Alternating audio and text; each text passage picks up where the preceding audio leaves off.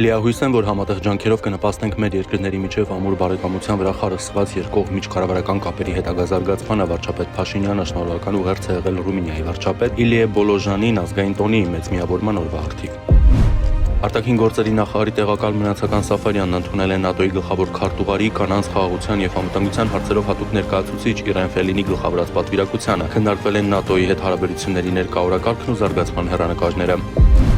2025-ի նոյեմբերի 30-ին ժամը 23:59-ին ԵԱՀԿ-ն ավարտին է հասցրել Մինսկի խմբի եւ դրա հետ կապված կառույցների փակման գործընթացը։ Սա իրագործվել է համաձայն նախարարների խորհրդի որոշման, որը կայացվել էր Հայաստանի եւ Ադրբեջանի կողմից ԵԱՀԿ նախագահությանն ուղղված համատեղ դիմումի հիման վրա։ Ուկրաինայի նախագահ Վոլոդիմիր Զելենսկին հայտնել է, որ Ֆլորիդայում ուկրաինա-ամերիկյան բանակցությունների մասնակիցները զեկուցել են իրեն երկխոսության հիմնական պարամետրերի, շեշտադրումների եւ որոշակի արդյունքների մասին։ Նա չի մանրամասնել բանակցությունների այլ մանրամասներ ու խոստացել է շարունակել աշխատանքը։